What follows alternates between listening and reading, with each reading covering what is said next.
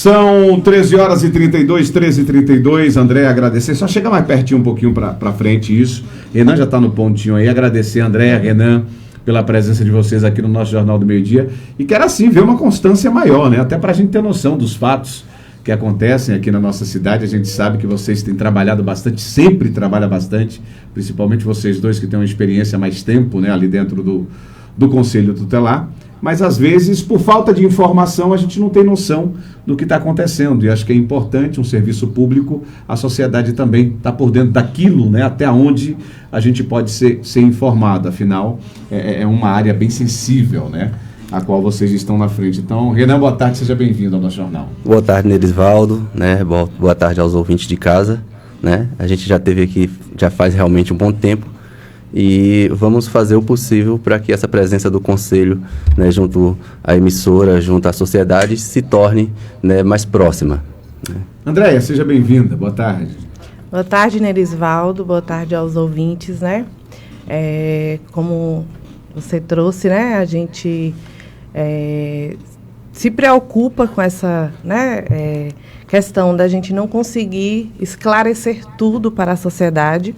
Até porque, né, nós temos nossas limitações para passar para a sociedade, né, por sermos um órgão que precisa ser sigiloso, né, que a gente tudo que a gente passar de informação tem que ser muito superficial para que a gente não exponha essas crianças e esses adolescentes. Mas eu que agradeço, né, nós agradecemos em nome do Conselho esse momento aqui na rádio, né, a gente precisava mesmo desse momento.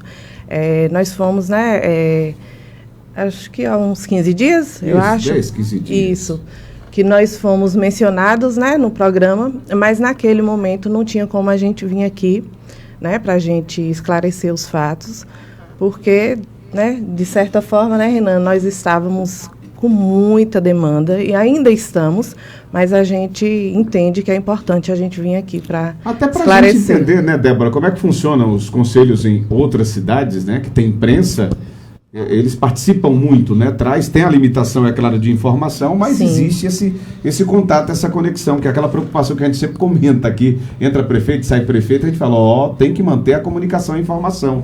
Então, até quando você tem um material, algo que está em sigilo, os advogados eles têm um limite de onde fala naquilo que está em sigilo. Mas há essa possibilidade e acho que a gente pode estar aprendendo com outras regiões também como funciona. Débora, vou lhe trazer a baila, porque na oportunidade, representando a sociedade, a gente recebe sempre aqui as informações dos ouvintes. Como eu bem disse, eu tenho uma relação mais próxima e sei o quanto essa equipe corre e trabalha. E eu acho importante a gente estar divulgando e falando no limite, naquilo que se pode. Traz qual foi a provocação que a gente teve há 10 ou 15 dias atrás e a gente tem a oportunidade aqui de estar tratando sobre esse tema. Perfeito, Nerisvaldo. Primeiramente, gostaria de cumprimentar Renan, Andréia, boa tarde. Bom, a indagação foi feita por mim, mas provocada por um ouvinte, no sentido de tentar entender como é que está as ações no que tange essa questão de crianças, né, de menores, pelas ruas, até mesmo tarde da noite. A gente queria entender quais são essas dificuldades também que vocês encontram, né, dividir um pouquinho com a gente, com a nossa audiência, de como é difícil, né, e quais são essas dificuldades que vocês encontram, né, e queria também que vocês, se possível, reforçassem o contato, né, de vocês, como é que a gente pode estar fazendo para estar ofertando uma denúncia, onde é que a gente encontra vocês, a questão de endereço, local, até para facilitar essa comunicação, né, de sociedade com o órgão. E acho que é uma oportunidade importante, fiquem à vontade. Sim, vocês dois, tá? Pronto, né, essa questão das crianças ou adolescentes, né, principalmente no centro da cidade, né, durante... Tem aumentado ou uma sensação que não condiz com a verdade? Tem aumentado, né, eu estou no Conselho Tutelar há 12 anos, né, e do ano passado para cá houve um aumento significativo, altíssimo, né, só que o Conselho, ele age, né? Infelizmente, muitas vezes não dá para perceber como o Conselho age. Nós identificamos, nós sabemos quem são aquelas crianças e quem são aqueles adolescentes. Nós já estivemos na casa de cada uma daquelas crianças e daqueles adolescentes. E nós fizemos visitas, De início, fomos à rua, fizemos aquela pesquisa, se é filho de quem, e por incrível que pareça, em uma das situações, a gente percebeu uma criança sendo explorada pela própria mãe, vendendo doce, e a mãe em um determinado local do centro da cidade só recebia o dinheiro. Ali era uma estratégia. Isso, só recebia o dinheiro e guardava dentro da bolsa. A menina recebia novamente um pacote de balas e doces ali, enfim, né? E quando eu abordei aquela criança, a pessoa que estava comprando doce até me olhou e estranhou, né? Mas ela só está trabalhando para ajudar a família, né? Era uma criança de 7 anos, 6 a 7 anos aproximadamente, né? E foi me levar até sua mãe. Quando chegou lá, a menina tirou uma quantidade de dinheiro, 2, 5, 10 reais, entregou à mãe. A mãe estava com a bolsa, né, cheia de dinheiro. Falei, olha, eu vou à casa da senhora, eu não vou chamar a polícia, porque a senhora está explorando a filha da senhora, né? A criança não é para trabalhar, a gente sabe disso. E aí, com isso, nós identificamos outros, né? O pessoal do Banco do Brasil, né? Os vigias, eles entraram muito em contato, o Bradesco, o pessoal da farmácia com a gente. Olha, tem criança aqui. Quando a gente chegava lá, né? A gente já identificava algumas, né? E outras corriam, né? Porque causa algum medo na realidade. Mas conseguimos identificar, até porque também já é público nosso, né, Andréia? Muitas dessas crianças já eram público nosso, né? Em outras situações do Conselho Tutelar, né? E nós fomos à casa, realizando visita. Quando realizamos a visita, a gente vê qual a situação da criança, como ela está de saúde, faz advertências à mãe, veja a situação de se há vulnerabilidade social. Havendo vulnerabilidade social dessa família, a gente encaminha ela para o CRAS, né, para a questão verificada de Bolsa Família ou cestas básicas. Depois de identificado isso daí, nós encaminhamos elas, tudo isso a gente faz em cada uma, para o CREAS, que é o órgão de violação de direito. Os direitos da criança estavam sendo violados.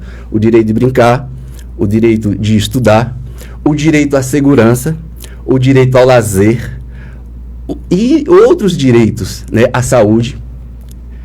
E aí nós encaminhamos para o CREAS, onde tem a assistente social e psicóloga.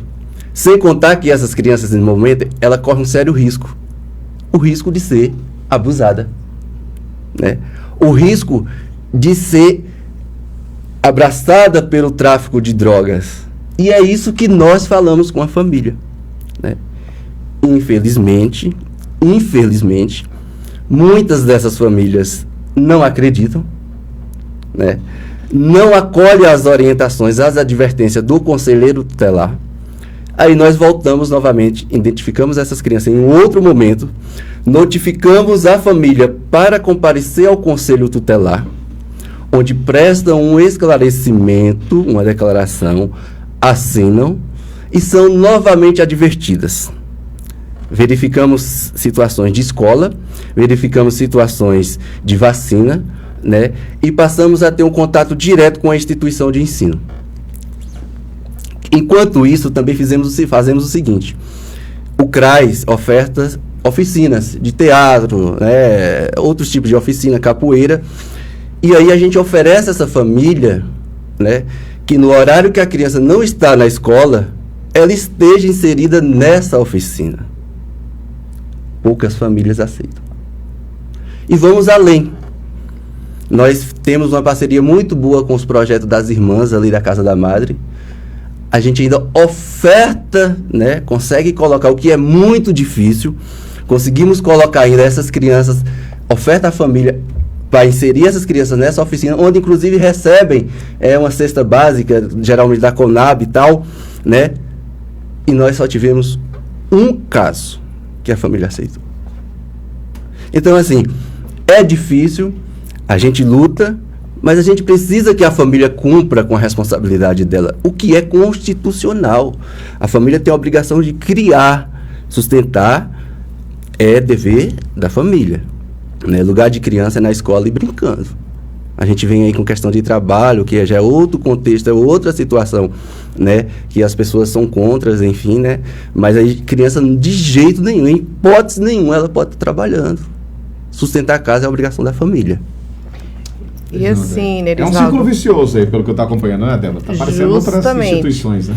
Justamente. E assim, uma das maiores dificuldades, né, Débora trouxe, uma das maiores dificuldades do nosso trabalho em relação a conseguir tirar essas crianças da rua, né, ali, ou pedindo ou vendendo, né, qualquer que seja dessas duas atividades que não está correto, é a própria sociedade mesmo, né?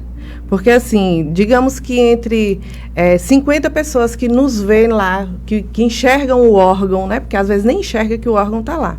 Mas 50 dessas pessoas que enxergam o órgão ali, uma ou duas, né, apoiam. Dizem, vocês estão corretos, precisa mesmo verificar isso, porque de fato essas crianças correm um risco, como o colega falou, né? É de um abuso sexual, é de um atropelamento, é de qualquer uma outra violação ali, porque são crianças, né? Então, apenas uma minoria, né, que concorda com o que a gente está fazendo. Já a outra, né, boa parte, a maior parte da sociedade... Então, você tem encontrado dificuldade não só nas famílias, não só nos pais, mas também como na sociedade. Também na sociedade. Por quê? Porque eles também enxergam, né, que aqueles meninos ali pedindo ou vendendo... Tá correto, que é melhor, uns até usam a palavra, né, com a gente, de dizer, né, Renan? A gente sempre escuta isso, às vezes não diretamente, mas assim, por trás a gente vê, né, os comentários falando, enquanto a gente está abordando as crianças, é melhor estar aqui pedindo ou vendendo do que estar na rua roubando, como se a única opção que essas crianças tivessem fosse disso, ou de trabalhar ou de roubar, e não é assim, né? Não é isso que a lei diz, não é isso que a lei traz. A gente recebe, graças a Deus, a gente tem uma parceria muito boa também com várias instituições, como o Renan trouxe, e também lá os comerciantes, né, vários ligam e falam da preocupação, mas também boa parte dos comerciantes que entram em contato com o Conselho também, às vezes, está preocupado só porque essas crianças pedindo na porta do meu comércio me atrapalha, às vezes a venda, às vezes uma pessoa quer entrar, vê que tem criança aqui na porta pedindo, não entra. Então, assim, a gente também precisaria que a sociedade nos ajudasse, né?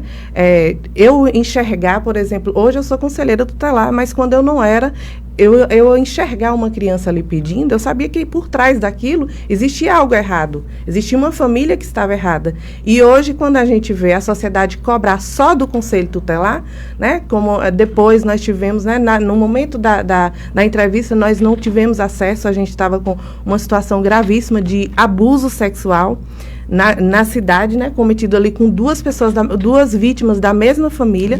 Então, era conselheiro tutelar na delegacia acompanhando, conselheiro tutelar articulando com a Secretaria de Assistência Social para levar no dia seguinte para a Irecê, para fazer exame no corpo de delito. Era outros conselheiros fazendo os encaminhamentos que são de praxe e a sociedade cobrando que o conselho estivesse na rua vendo aquelas crianças que estavam ali. Então, assim, é difícil para o conselho. Às vezes chega assim, a gente se sente, né, Renan, às vezes, como se a nossa maior dificuldade fosse a sociedade mesmo, né? A gente vai ali, conversa com aquelas famílias, pense, várias situações difíceis, complicadíssimas, de abuso, de maus tratos, agressão física ao extremo, e aí você vai ali, conversa com aquela família, olha, é isso, nós vamos encaminhar para os projetos, nós vamos ajudar vocês, se for o caso, porque, né, Erisvaldo, nem sempre aquela família que aquela criança está ali pedindo, ela está passando por uma vulnerabilidade econômica.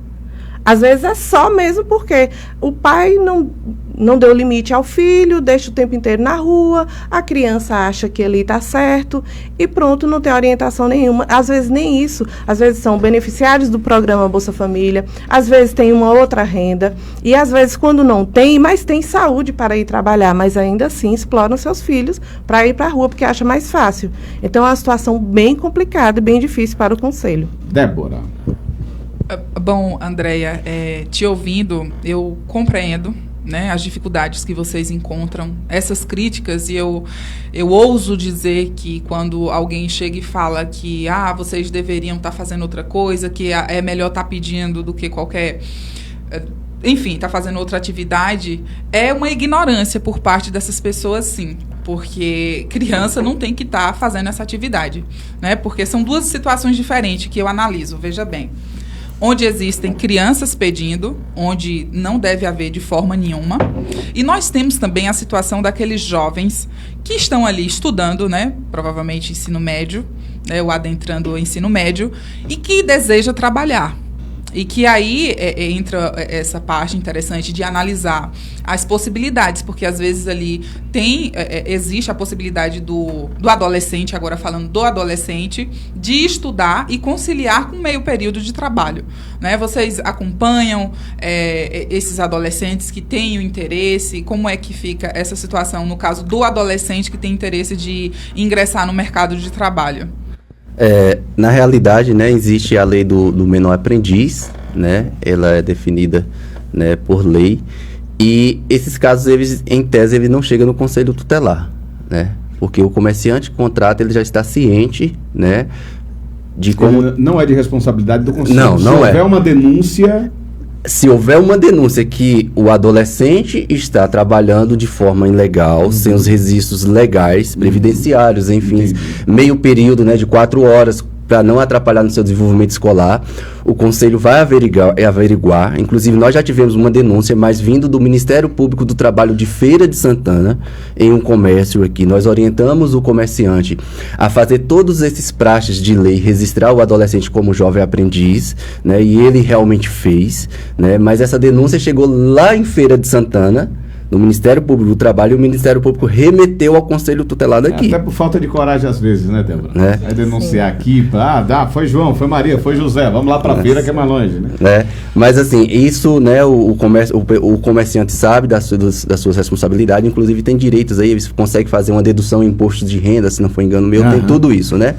Isso não cabe à atribuição do Conselho Tutelar. Cabe averiguar se houver uma situação de exploração do trabalho infantil.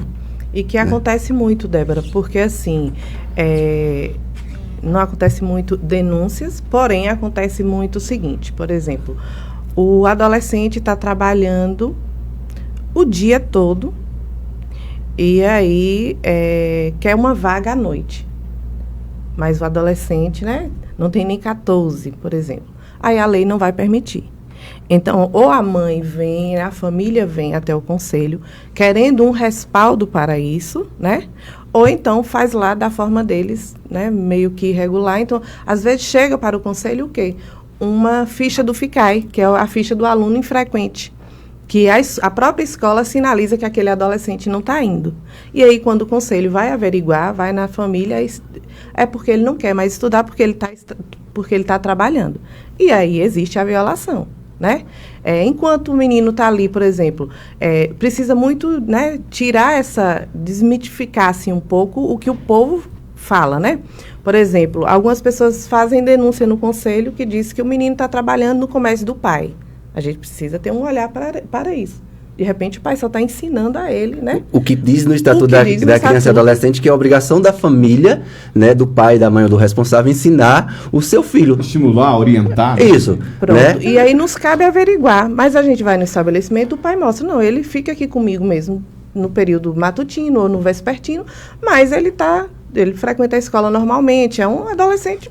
Aí, quando a gente vai verificar na escola, de fato, o adolescente, né, cumpre com tudo direitinho, então, para a gente, não tem nada de anormal.